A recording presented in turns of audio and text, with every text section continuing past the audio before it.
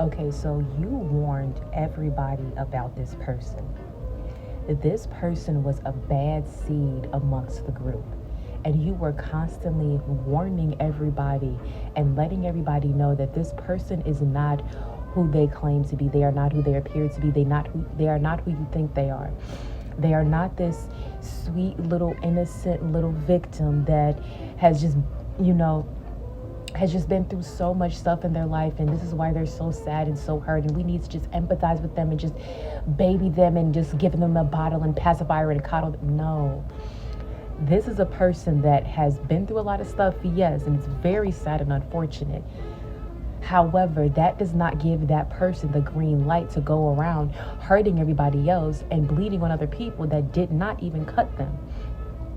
You see, this person is so manipulative. They had everybody wrapped around their finger where they made it seem like where their poor behavior, their bad toxic behavior was excused because they were so good at manipulating their way out of the situation.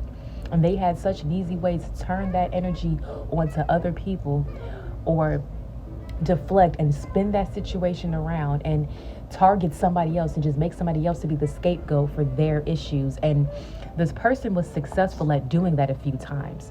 And while they watched as the fire that they started, someone else was, you know, alleged the arson of the fire starter.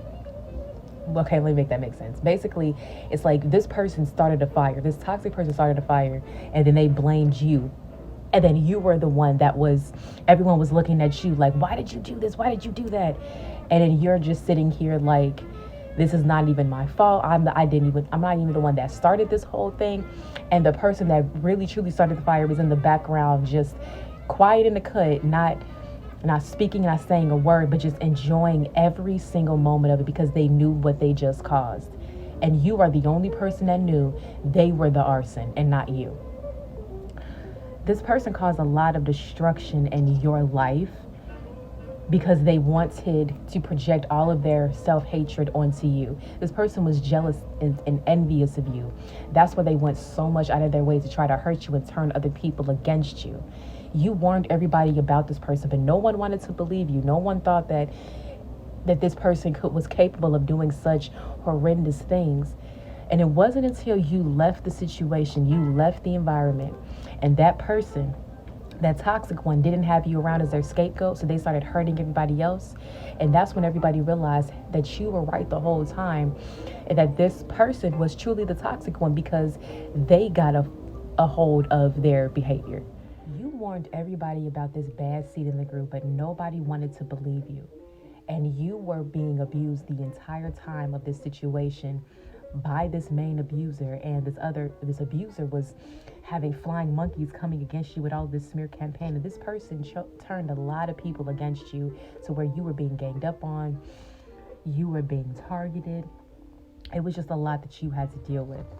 And what happened is that eventually, after you got tired of trying to warn everybody about this person and no one wanted to believe you, eventually it got to a point where you just got up and left.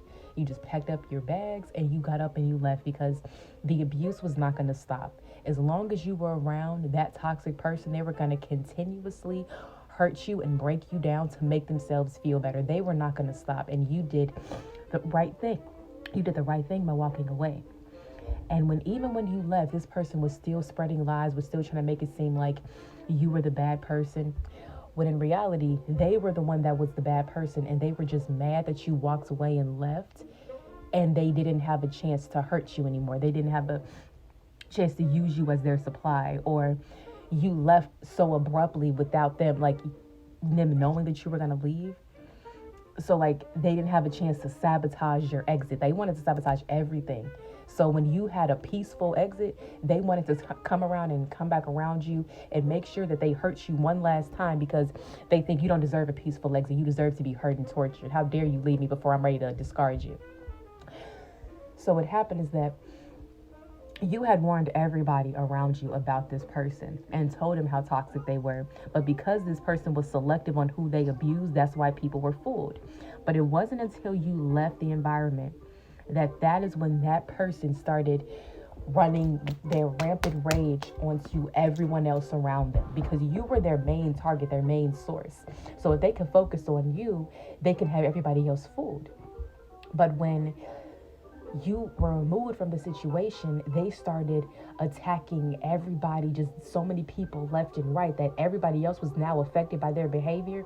And that's when they realized how toxic and how mean and how wicked and how cold-hearted this person was. So it's like these people didn't care when it was happening to you, but they only care when it started happening to themselves. And then those same people came back around to you to tell you, hey, this person was so mean. Look, listen to what they did to me. And they confided in you because they knew you were the only one that would actually understand. The person that they rejected, the person that they doubted, the person that they shamed and bullied you and put you down and fussed at you because you were warning them about the toxic person. Now they all came back to you and was like, you were right. But you didn't tell them I told you so, even though you had every right to.